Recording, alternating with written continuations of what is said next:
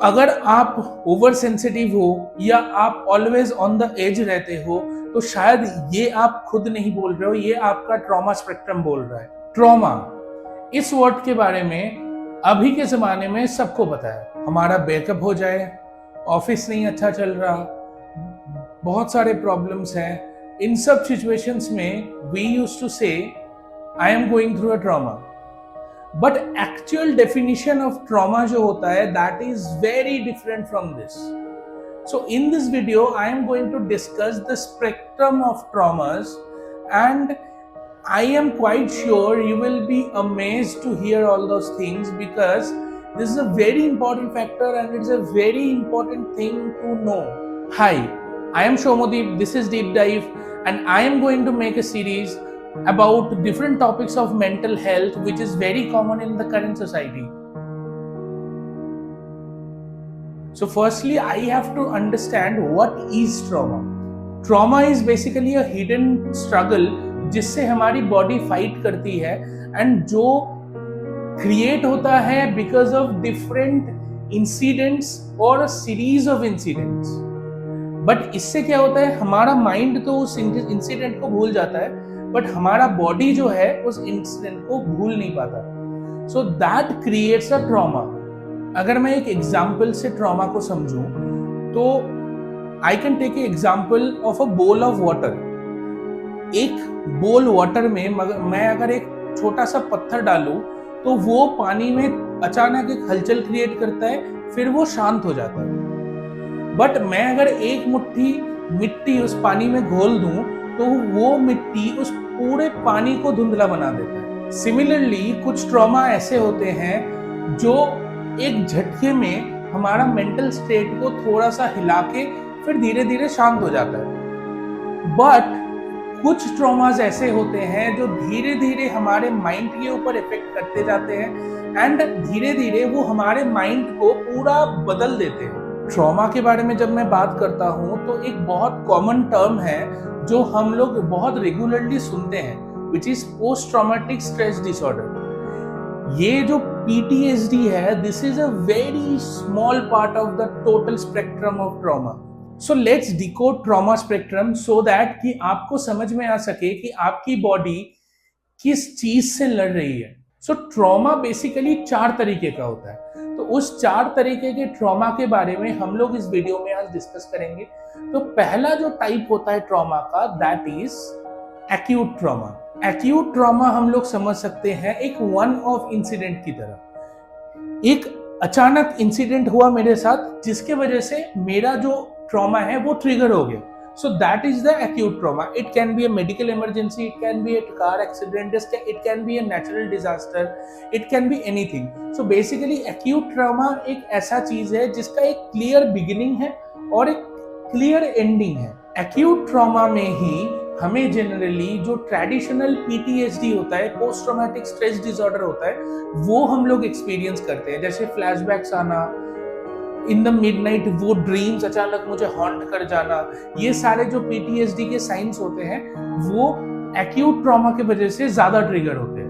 और acute trauma की वजह से हमें ये फीलिंग आती है कि एक पल में सब कुछ ठीक था, अगले ही पल में सारा जो सेफ्टी था एक सेकंड में सब कुछ टूट गया। सो एक्यूट ट्रॉमा में मेन बात यह है कि इवेंट तो खत्म हो चुका है, बट हमारी बॉडी जो है वो अभी तक रियलाइज नहीं कर पाया है कि डेंजर जो है वो जा चुका है। सेकेंड स्टेप ऑफ ट्रॉमा जो होता है that is called the chronic trauma. So that basically causes because of many incidents, many distressing incidents continuously अगर हमारे साथ होता रहता है तो वो धीरे धीरे हमारे पर्सनालिटी में एक ट्रॉमा क्रिएट करता है, which is called the chronic trauma। अगर हमारे साथ डिस्ट्रेसिंग इंसिडेंट्स लंबे समय तक होता रहता है तो हमारा माइंड जो है वो महीनों तक हाई अलर्ट पे रहता है। अब हाई अलर्ट पे रहने के कारण हमारा बॉडी जो है वो रिलैक्स नहीं कर पाता, वो रेस्ट नहीं कर पाता, तो हमें थकावट की फीलिंग आती है, हमें रेस्टलेसनेस की फीलिंग आती है। तो ये सारी चीज धीरे धीरे लीड करता है क्रॉनिक ट्रॉमा। सो एक्यूट ट्रॉमा में जैसे एक क्लियर बिगिनिंग और एक क्लियर एंडिंग था, क्रॉनिक ट्रॉमा में कोई क्लियर एंडिंग नहीं होता है। क्रॉनिक ट्रॉमा का कुछ एग्जाम्पल्स, जैसे बचपन में बुली होना, घर का माहौल जो है वो स्ट्रेसफुल होना, एक नॉट सो गुड सोसाइटी में रहना, या तो हो सकता है डोमेस्टिक अब्यूज को विटनेस करना, डोमेस्टिक वायलेंस को विटनेस करना। There are multiple reasons a chronic trauma can happen. ये हो सकता है कि बचपन से कोई बच्चा बहुत बुली हो रहा है, तो धीरे धीरे वो जो बुलिंग है वो धीरे धीरे उसके पर्सनैलिटी को चेंज कर देगा। वो ज्यादा डिफेंसिव हो जाएगा, वो सोशली लोगों से घुलना मिलना, लोगों से बात करना कम कर देगा, थोड़ा इंट्रोवर्ट हो जाएगा। So this is chronic trauma which is affecting on that particular child's mind, and it is basically transforming that personality of the child. Not only childs, हमारे एडल्ट्स के बॉडी में भी क्रॉनिक ट्रॉमा काम कर सकता है। A wrong marriage, very distressful work culture, and there are many other things जो एक एडल्ट्स पे भी क्रॉनिक ट्रॉमा को पैदा कर सकता है। थर्ड जो टाइप होता है ट्रॉमा का, that is the complex trauma.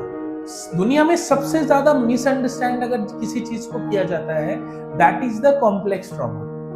So complex trauma एक ऐसा चीज है जिसमें ये उस पे सिर्फ डिपेंड नहीं करता कि क्या हुआ, इसमें यह भी डिपेंड करता है क्या हुआ एंड किसके साथ हुआ।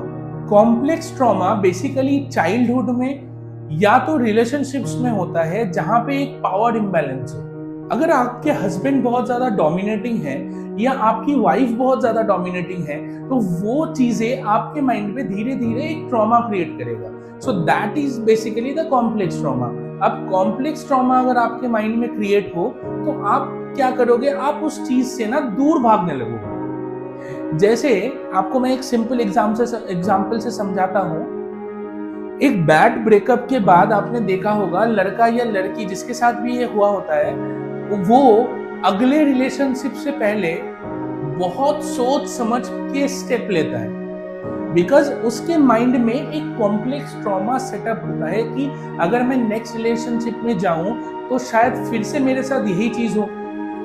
लास्ट जो टाइप होता है ट्रॉमा का, that is called the secondary trauma. Secondary trauma में क्या होता है, कोई डायरेक्टली इंसिडेंट मेरे साथ नहीं होता है। सेकेंडरी ट्रॉमा में मेरे आस पड़ोस में जो लोग होते हैं उनके साथ अगर कोई चीज होता है, कोई घटना घटती है, तो उस चीज का ट्रॉमा हमारे अंदर भी ट्रांसमिट करता है। So that is the secondary trauma. अब सेकेंडरी ट्रॉमा बेसिकली किनको होता है, जो मेडिकल प्रैक्टिशनर्स होते हैं, जैसे नर्सेस, डॉक्टर्स, जो रोज लोगों का डिस्ट्रेस देखते हैं, लोगों को एनालाइज करते हैं, उनको हो सकता है सेकेंडरी ट्रॉमा।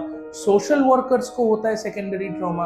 एंड कुछ सेकेंडरी ट्रॉमास ऐसे होते हैं कि आपने कुछ न्यूज़ देखा, कोई डिस्ट्रेसफुल इंसिडेंट हुआ है, जैसे कोई बहुत गंदा कार एक्सीडेंट हुआ है या कोई बहुत गंदा रेप केस हुआ है, वो देख के अचानक आपके आंखों में फ्लैशबैक आ सकता है उस इंसिडेंट में कि ये चीज़ तो मेरे साथ भी हो सकता है। अगर आप पूरे दिन दूसरों का दर्द महसूस करते हो तो आपका माइंड जो है वो ऑटोमेटिकली इस दुनिया को एक डार्क एंड डेंजरस जगह की तरह देखने लगता है। सो इस तरीके से सेकेंडरी ट्रॉमा जो है वो डेवलप करता है। इस चीज को कंपेशन फैटिग भी कहते हैं। अब हमने इस 4 तरीके के ट्रॉमा को तो समझ लिया।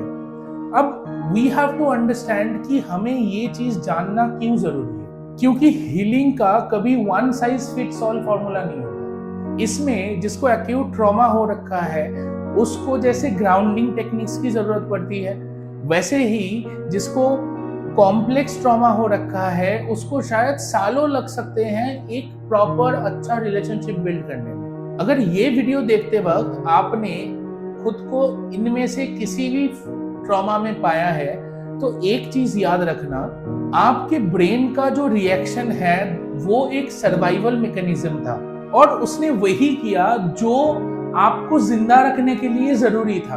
अब आपका काम यह है कि आपको ब्रेन को समझाना है कि आप एक सेफ एनवायरनमेंट में हैं एंड आप खुल के जी सकते हैं। अगर आपको इस वीडियो में अपनी स्टोरी समझने में थोड़ी सी भी हेल्प हुआ हो तो प्लीज लाइक बटन दबाइए एंड अगर आपको लगता है किसी और टॉपिक में आपको थोड़ा सा जानकारी चाहिए, please let me know on the comment section so that I can research on that topics and I can get back to you. So I think this video worth you some knowledge about your life, your decisions, your traumas. So if you like this video, please like, share, subscribe. And मैं बार बार बोलता हूँ, अगर कहीं पे मुझे मेरी गलती है तो please point that out. I am open for criticism. Thank you so much.